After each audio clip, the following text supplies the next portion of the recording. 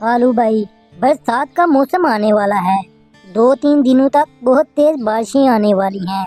तो आप कुछ कर लें, अपना घर बना लें जिनसे आप उन बारिशों से बच सकेंगे। और अभी तो 2 दिन पड़े हैं हमारे पास। हम कुछ खाना इकट्ठा कर लेते हैं जिनसे हमारी बारिशों के दिन आसानी से गुजर जाएंगे। टूनी चिड़िया की बात सुनकर कालू कौवा कहने लगता है, मैं क्यों करूं? मुझे क्या जरूरत पड़ी? जब बारिश आएगी देखी जाएगी। ऐसा बोलकर कालू कौवा वहाँ से चला जाता है। टूनी चिड़िया भी वहाँ से चली जाती है। टूनी चिड़िया सीधा मासी कबूतरी के पास जाती है। टूनी चिड़िया को देखकर कबूतरी मासी कहने लगती है, टूनी चिड़िया, तुम किस काम से आई? बहुत अरसे के बाद मुझे नजर आई, कहाँ चली गई थी? कबूतरी मासी, आपको पता तो है हर साल बारिशों का मौसम आता है और बारिशें कभी भी हो सकती हैं। अभी मौसम बारिशों का ही है और बारिशें इस महीने में कभी भी हो सकती है। मुझे लगता है कि 2 दिन के बाद बारिश हो सकती है, इसलिए मैं आपके पास आई। आपको अपने घर का छत जल्दी से जल्दी बनाना होगा और मैंने सुना है इस साल बारिशें बहुत तेज आएंगी, इसलिए आपको अपना घर जल्दी से जल्दी मुकम्मल कर लेना चाहिए। टूनी चिड़िया के बात सुनने के बाद कबूतरी मासी कहने लगती है, अच्छा हुआ तुमने मुझे पहले ही बता दिया। अभी मेरे पास 2 दिन बचे हैं, मुझे जल्दी से जल्दी कुछ ना कुछ करना होगा। कैसा हो अगर हम सब इकट्ठे होकर मिलकर घर बनाएं? इस तरह से हमारे घर भी जल्दी से जल्दी बन जाएंगे। हाँ कबूतरी मासी, तुमने तो मेरे मुंह की बात छीन ली। मुझे अभी नैनो तोती के पास भी जाना है और उसे भी ये बात बतानी है। ठीक है, तो फिर मैं भी तुम्हारे साथ चलती हूँ। ऐसा बोलकर टूनी और कबूतरी मासी दोनों नैनो तोती के पास आ जाती हैं। टूनी से नैनो कहने लगती है, क्या हुआ टूनी, तुमने मुझे ऐसे क्यों रोक लिया? ऐसा क्या काम पड़ गया कि तुम्हें मुझे यहाँ पर रोकना पड़ा? नैनो तोती, बात ये है कि बारिशें आने वाली हैं और हमें अपना घर जल्दी से जल्दी बनाना होगा। मैं और कबूतरी मासी चाहते हैं कि तुम भी हमारे साथ आ जाओ और हम अपना अपना घर जल्दी से बना लें, क्योंकि इस दफ़ा जो बारिशें आएंगी वो बहुत तेज़ और तूफ़ानी होंगी। इसीलिए हमें अपना बंदोबस्त पहले ही कर लेना चाहिए।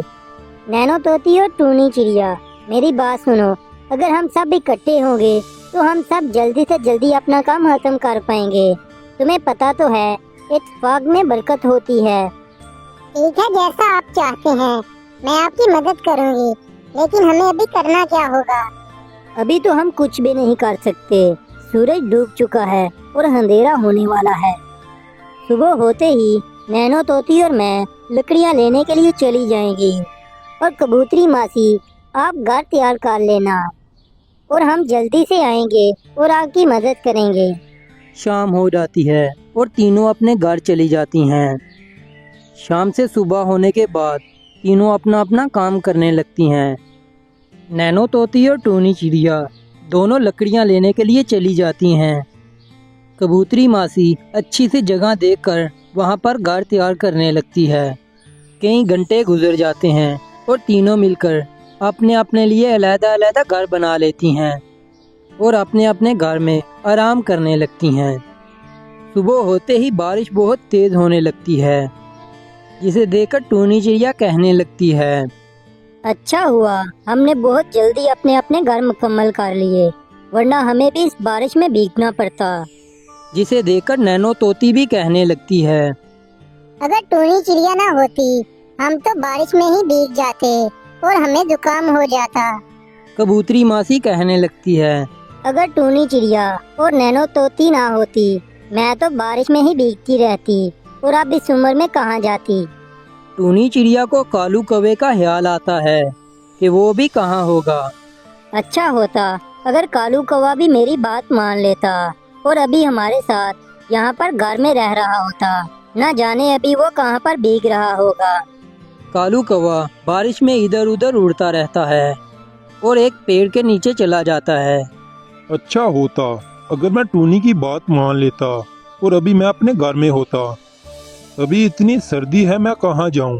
कालू कौवा वहाँ से उड़कर टूनी चिड़िया की तलाश में निकल जाता है। कालू कौवा उन्हीं 3 घरों के पास से गुजरता है जिन्हें टूनी चिड़िया और उसके दोस्तों ने बनाया था। कालू कौवा उन्हीं में से एक घर में जाता है। वो घर टूनी चिड़िया का होता है और टूनी को देखकर वो कहने लगता है, टूनी चिड़िया, अगर मैं तुम्हारी बात मान लेता तो भी मैं ऐसे नहीं भीगता। आपको तो मैंने पहले भी कहा था, बारिश बहुत तेज आने वाली है, तो आपने मेरी बात का मजाक बना दिया। और जब तक बारिश नहीं रुक जाती आप हमारे साथ रह सकते हैं, और जैसे ही बारिश रुकेगी हम सब मिलकर आपका घर भी बना देंगे और आप उसी में रह लेना। ये बात सुनकर कालू कौवा कहने लगता है, टूनी, तुम कितनी अच्छी हो। मैंने तुम्हारे साथ बहुत बुरा किया, लेकिन तुम मेरे साथ बहुत अच्छा कर रही हो। ऐसे ही पूरा दिन बारिश होती रहती है। बारिश रुकने का नाम ही नहीं लेती। सुबह होते ही बारिश रुक जाती है। सुबह अब बारिश रुक चुकी थी। सभी कालू कौवे का नया घर बनाते हैं। कालू कौवा अब उसी में रहता था।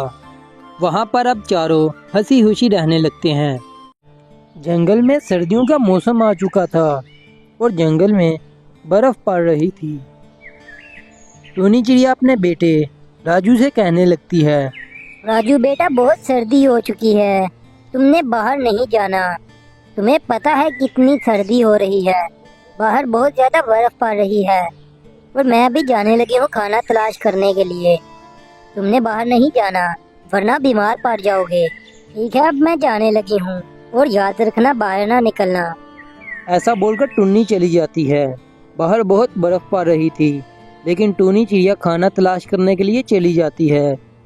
जग्गू कौवे की माँ गोरी कौवी जग्गू से कहने लगती है, जग्गू बेटा, बाहर बहुत सर्दी है और बहुत बर्फ पड़ रही है, तुमने भी बाहर नहीं जाना। मुझे कहीं जरूरी काम है और मैं जाकर आई। मेरी बात सुन लो, तुमने बाहर नहीं जाना। अगर तुम बाहर जाओगे तो बीमार पड़ जाओगे और फिर तुम्हें टीका लगेगा। ऐसा सुनकर जग्गू कौवा कहने लगता है, ठीक है मामा, मैं बाहर नहीं जाऊंगा, मैं यहाँ घर में ही रहूंगा, आप जाएं। बहुत अच्छा बेटा, अब मैं चलती हूँ, तुम घर में ही रहना।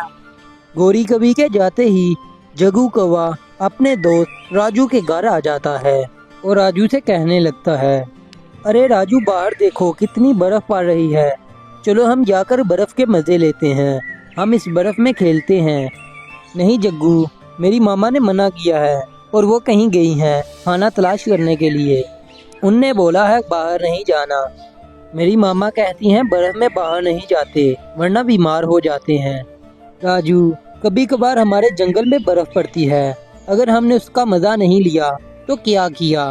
ये बर्फबारी बस कुछ ही दिन रहेगी, उसके बाद गर्मियाँ आ जाएगी। हमें इससे पहले ही इसका मजा लेना चाहिए, हमें बाहर जाकर खेलना चाहिए। मेरी मामा ने भी मुझे मना किया था, लेकिन मैं आ गया। चलो आओ चलें। कौन सा हर रोज हमारे जंगल में बर्फबारी होगी, बस ये कुछ ही दिन रहेगी। आओ हम चलते हैं, जाकर इस बर्फ के मजे लेते हैं। ऐसा बोलकर जग्गू कौवा राजू को अपने साथ ले जाता है। जग्गू और राजू दोनों अपने घर से थोड़ा दूर आ जाते हैं। जग्गू कौवा राजू से कहने लगता है, ये देखो कितना मजा आ रहा है, बर्फ कितनी प्यारी लग रही है, ऐसे हमारे ऊपर रुई गिर रही हो। हाँ जग्गू, ये सब कितना खूबसूरत लग रहा है, मैंने ये कभी भी नहीं देखा ऐसे बर्फ को गिरते हुए। हमारे घर से तो बस ये नजर आता है, लेकिन यहाँ पर आकर पता चला कि ये कितनी खूबसूरत होती है। चलो थोड़ी सी मस्ती और की जाए। हम बर्फ के गोले बनाते हैं और एक दूसरे के ऊपर फेंकते हैं, इसमें बड़ा मजा आएगा। हाँ राजू, तुमने ये बात बहुत अच्छी कही। अब हम यहाँ आए हैं तो थोड़ा मजा किया जाए। ऐसा बोलकर दोनों बर्फ के छोटे छोटे गोले बना लेते हैं और फिर वो दोनों एक दूसरे की तरफ फेंकने लगते हैं। कालू कभी बर्फ के गोले को फेंकता तो कभी राजू बर्फ के गोले को फेंकता। ऐसे ही कुछ टाइम गुजर जाता है। उन दोनों के पास बर्फ के गोले खत्म हो जाते हैं। तभी राजू जग्गू से कहने लगता है, हमें बहुत देर हो गई खेलते हुए, ऐसा ना हो कि हमारी मामा घर पर आ जाएं और हम दोनों को मारें, इससे पहले हमें चलना चाहिए। हाँ राजू, ये बात तुमने बहुत अच्छी कही। ऐसा ना हो कि हम घर पर देर से जाएं और हमारी मामा को पता चल जाए कि हमने उनकी बात नहीं मानी। और हाँ बात सुनो, हम कल फिर आएंगे और ऐसे ही खेलेंगे। जब तक ये बर्फ गिर रही है तब तक हम आते रहेंगे, बहुत मज़ा आता है। ऐसा बोलकर दोनों अपने अपने घर की तरफ चले जाते हैं।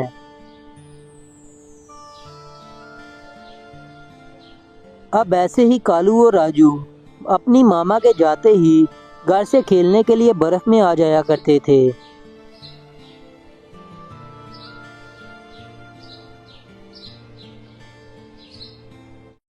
एक जंगल में एक चिड़िया रहा करती थी जिसका नाम रानो चिड़िया था।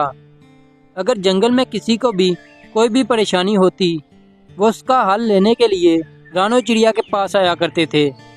उसी जंगल में एक गोरी कौवी और कालू कौवा रहा करते थे, जो कि इसी बात के लिए रानो चिड़िया से बहुत जलते थे। तभी गोरी कौवी कालू कौवे से कहने लगती है, कालू, हमें रानो का कुछ न कुछ करना होगा। जंगल में सभी परिंदे रानो के गुण गाते हैं, हमारा तो किसी को पता ही नहीं।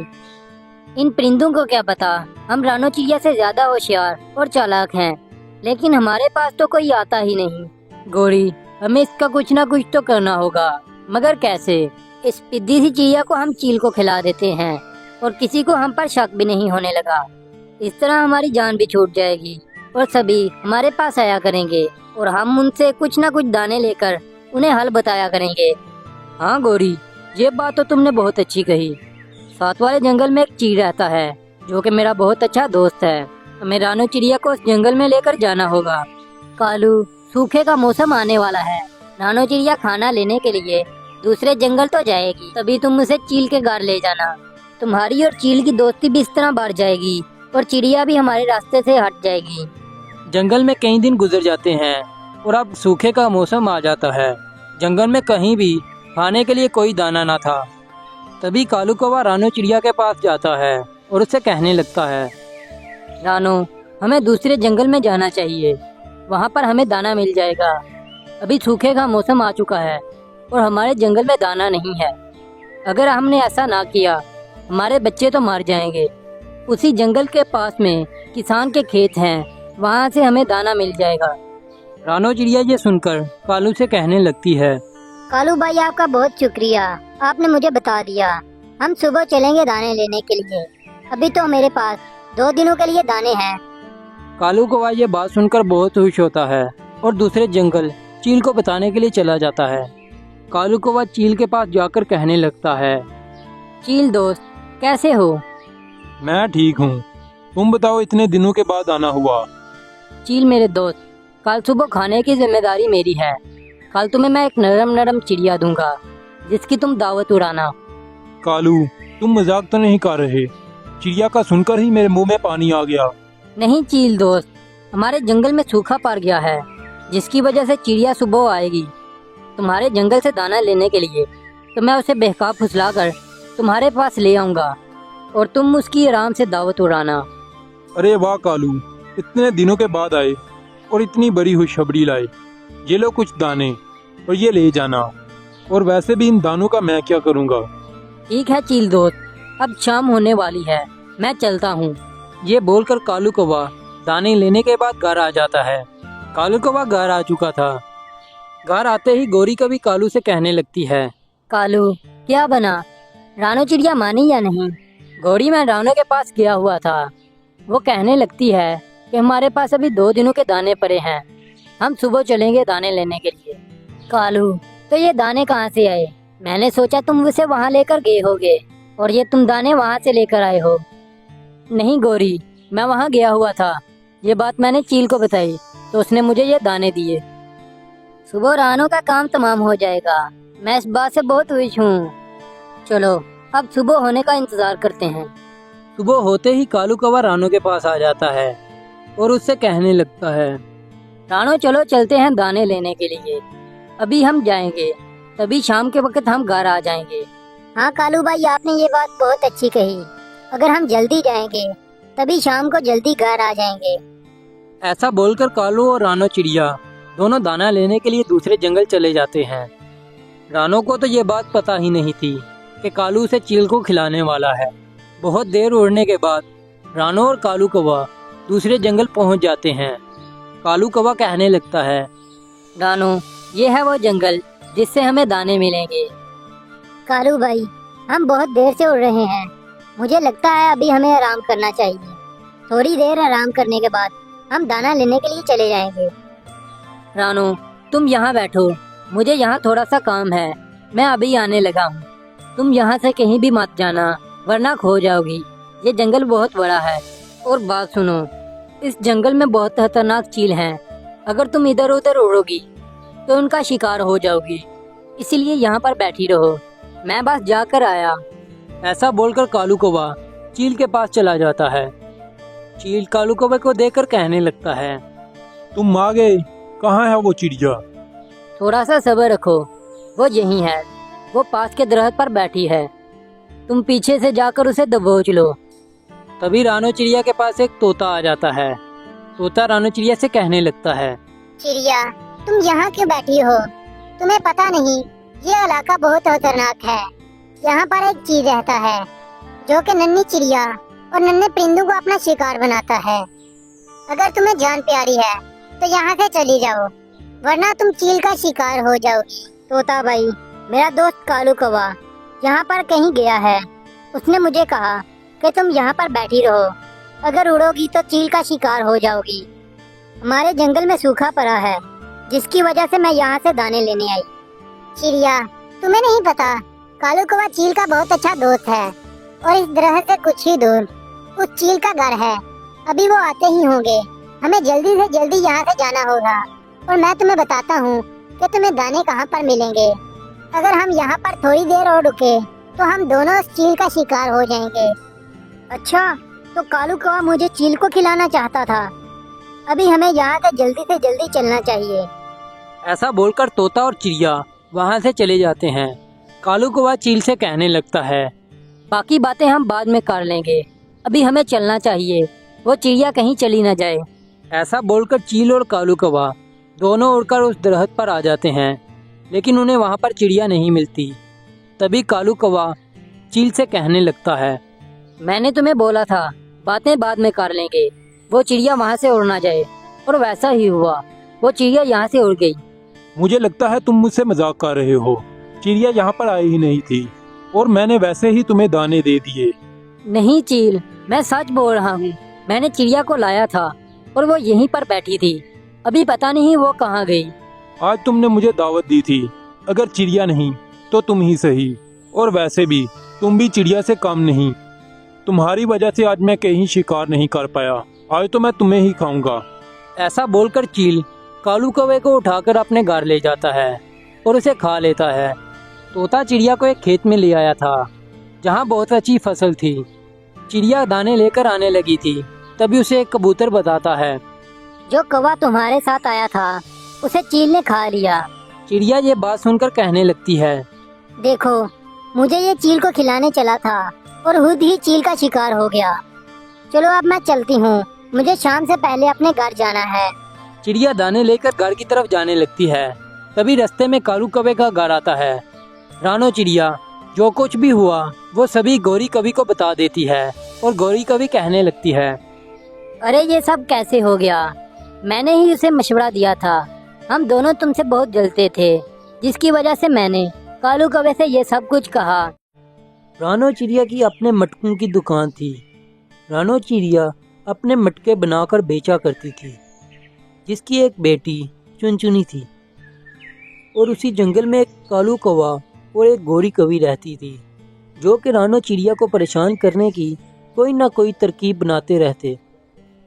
गौरी कवि कालू कौवे से कहने लगती है, अरे कालू, रानो के मटके बहुत बिक रहे हैं।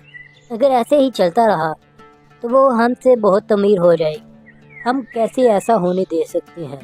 वो छोटी सी चिड़िया हमसे अमीर हो जाएगी और मैं ऐसा बिल्कुल नहीं चाहती कि वो हमसे अमीर हो जाए। अरे गौरी, तो इसमें परेशान होने की क्या बात है? मैं कमा तो रहा हूँ। अब क्या हुआ मैं इतना नहीं कमा सकता तो? वो अपनी मेहनत कर रही है। वो अपनी मेहनत से अच्छे और मजबूत मटके बनाती है, जिसकी वजह से उसके मटके बिक जाते हैं। तो इसमें तुम क्यों जा रही हो? उसे उसकी मेहनत का फल मिल रहा है। अरे कालू, तुम समझ क्यों नहीं रहे? इस वक्त जंगल में सबसे ज़्यादा पैसे हमारे पास हैं। अगर वो ऐसे ही मेहनत करती रही तो उसके पास सबसे ज़्यादा पैसे हो जाएंगे, जिसकी वजह से सभी परिंदे उसकी बात माना करेंगे। हमारे इस जंगल में कोई भी इज्जत नहीं करेगा। वैसे बात तो तुम बिल्कुल ठीक कर रही हो। हम अब इसका कोई इंतज़ाम करते हैं। ये कैसे हमसे ज़्यादा अमीर हो सकती है? कालू कौवा और गौरी कवि कुछ देर सोचने के बाद एक दूसरे से कहने लगते हैं। गौरी कवि कालू कौवे से कहती है, शाम होते ही हम रानो चिड़िया के घर जाएंगे। उस वक्त वो मट्टी लेने गई होती है, तो हम उसके मटके तोड़ देंगे और अपने घर आ जाएंगे। और जिसने भी मटकों के लिए पैसे दिए हुए हैं, उसे वक्त पर मटके नहीं मिलेंगे, तो वो अपने पैसे वापस मांगेगा। तो रानो चिड़िया को उसको पैसे देने ही होंगे, और अगले दिन उसके पास मट्टी लाने के लिए पैसे भी नहीं होंगे, जिससे वो मट्टी नहीं लाएगी। अगर वो मट्टी नहीं लाएगी तो मटके कैसे बनाएगी? शाम होते ही गौरी कवि और कालू कौवा रानो चिड़िया के घर चले जाते हैं। इधर उधर देखने के बाद जब उन्हें कोई नज़र नहीं आता, तो रानो चिड़िया के मटके तोड़ देते हैं, और मटके तोड़ने के बाद जल्दी से वो अपने घर आ जाते हैं। बड़ा मज़ा आया, बड़ा मज़ा आया। हमने रानो के मटके तोड़ दिए। चली थी हमसे अमीर बनने। इस जंगल के हम ही बादशाह हैं और हमसे कोई अमीर नहीं हो सकता। रानो चिड़िया जब मट्टी लेकर वापस अपने घर आती है, तो वो देखती है कि सभी मटके टूट चुके हैं, और वो परेशान हो जाती है और कहने लगती है, अरे ये क्या हुआ? ये मटके तो मैंने बहुत मेहनत से बनाए थे, ये किसने तोड़ दिए? ये मुझे सुबह तोता राम को देने थे। अब मैं क्या करूं? मेरे पास तो इतनी मट्टी भी नहीं जिससे मैं ये मटके बना सकूं। मुझे और मट्टी लानी होगी, जिससे सुबह तक ये मैं मटके तैयार कर सकूं और तोता राम को दे सकूं। अगर ऐसा ना हुआ तो मेरा वादा टूट जाएगा। तोता राम से सुबह तक का मैंने वादा किया था। अब मुझे ज्यादा मेहनत करनी होगी। रानो चिड़िया बिना ये देखे कि अंधेरा हो चुका है, मट्टी लेने के लिए चली जाती है, और वहाँ से मट्टी लाने के बाद वो मटके बनाने लगती है। सारी रात जागकर वो मटके तैयार करती है। रानो चिड़िया बहुत थक चुकी थी। वो आराम करने के लिए अपने घर में चली जाती है। सुबह होते ही कालू कौवा वहाँ से गुजरता है, और वो ये देखता है कि रानो चिड़िया ने मटके फिर से बना लिए। वो ये बात जाकर गौरी कवि को बताने लगता है। अरे गौरी, तू आराम कर रही है। रानो चिड़िया ने सारी रात जागकर मटके फिर से बना लिए, और इस दफा उसने उससे ज्यादा मटके बनाए। अरे ये तुम क्या बात कर रहे हो? शाम को तो हमने सारे मटके तोड़े थे, और इतनी जल्दी वो इतने सारे मटके कैसे बना सकती है? मैंने तुमसे कहा था, रानो चिड़िया बहुत मेहनती है, और अगर वो चाहे तो वो कुछ भी कर सकती है। तो इसका हमें और कुछ हल निकालना होगा। हम उसके घर जाते हैं और 200 मटके का ऑर्डर देते हैं। गौरी, तू पागल है? हम 200 मटके का क्या करेंगे? अरे कालू, तुम मेरी बात को समझे नहीं। हम उसके घर जाएंगे और उसे मटके बनाने का ऑर्डर देंगे। जब वो मटके बना लेगी तो हम उससे खरीदेंगे ही नहीं, कि हम उससे यही कहेंगे कि तुम्हारे मटके बहुत कमज़ोर हैं और हमें ये मटके नहीं चाहिए। अरे वाह गौरी, ये बात तुमने बहुत अच्छी कही। तोता राम चिड़िया के पास आता है और उससे कहने लगता है, रानो, आज ये मैं मटके नहीं ले जा सकूंगा। मुझे किसी दूसरे काम से दूसरे जंगल जाना है, तो मैं सुबह मटके ले जाऊंगा। ठीक है तोता भाई, जैसी आपकी मर्जी।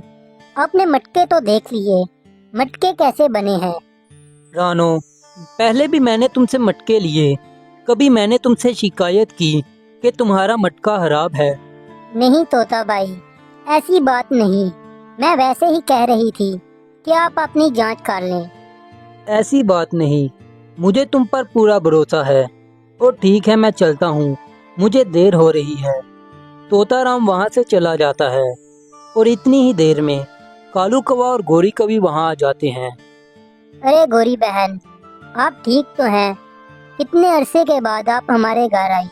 हाँ रानो बहन, मैं बिल्कुल ठीक हूँ, और तुमसे थोड़ा सा काम था, इसलिए मैंने सोचा कि तुम्हारे घर पर हो आऊँ। कालू को अपनी दुकान के लिए थोड़े से मटके चाहिए। हाँ कालू भाई, आपको कितने मटके चाहिए? रानो, मुझे 200 मटके चाहिए। मेरी दुकान के पास कुआं है जहाँ पर परिंदे पानी लेने के लिए आते हैं और उनके पास कुछ चीज़ ना होकर मुझसे वो मटके मांगते हैं, जिसकी वजह से मैंने ये बात अपनी बीवी गौरी से की। उसने मुझे तुम्हारा बताया, तो इसलिए हम वहाँ से यहाँ आ गए कि रानो के बनाए हुए मटके बहुत ही खूबसूरत और मजबूत होते हैं। और बात सुनो, अगर वो कमज़ोर हुए तो मैंने तुमसे मटके नहीं लेने। मैंने इस वक्त 400 मटके बनाए हैं, जिनमें से आप 200 मटका ले जाएं। अरे नहीं रानो, मैंने बिल्कुल नए मटके लेने हैं जो कि बिल्कुल ताज़े तैयार हों, और मैं सुबह तुमसे लेकर जाऊंगा। ठीक है कालू भैया, मैं वो सुबह तक तैयार कर दूंगी। ऐसा बोलकर कालू कौवा और गौरी कभी वहाँ से चले जाते हैं। रानो चिड़िया मट्टी लेने के लिए चली जाती है और वो सारा दिन बैठकर मटके तैयार करती है और शाम होने के बाद वो सो जाती है। सुबह होते ही कालू कौवा और गौरी कभी वहाँ पर आते हैं और मटकू को देखकर कहने लगते हैं, अरे वाह रानो, तूने तो मटके तैयार कर लिए। अब हम देखेंगे कि ये मटके मजबूत भी हैं या नहीं। कालू कौवा वो मटका पकड़कर जोर से नीचे फेंकता है तो वो मटका टूट जाता है। अरे ये मटके तो बहुत कमज़ोर हैं। मैंने तुमसे कहा था अगर ये मटके कमज़ोर हुए तो मैं नहीं लेने लगा। अरे कालू भाई, ये मिट्टी की चीज है, नीचे गिराने से टूट जाएगी, तो इसका ये मतलब तो नहीं हुआ कि ये कमजोर है। मुझे तुम्हारे मटके नहीं चाहिए। ये बोलकर कालू कौवा वहाँ से जाने ही लगता है कि तोता वहाँ पर आ जाता है और रानो से कहने लगता है, रानो, मुझे अभी 600 मटके की ज़रूरत है, क्या तुम्हारे पास 600 मटका होगा? हाँ तोता भाई, मैंने 600 मटका तैयार किया हुआ है, आप वो लेकर जा सकते हैं। कालू कौवा और गौरी कभी दोनों घर आ जाते हैं। कालू कौवा गौरी से कहने लगता है, मैंने तुमसे कहा था कि वो मेहनत कर रही है और मेहनत का फल हमेशा मीठा होता है। हमने उससे मटके नहीं लिए तो देखा तुमने कैसे तोता राम ने 600 मटका ले लिया। और ये बात तुम सुन लो, जो भी मेहनत करता है उसे उसका फल जरूर मिलता है।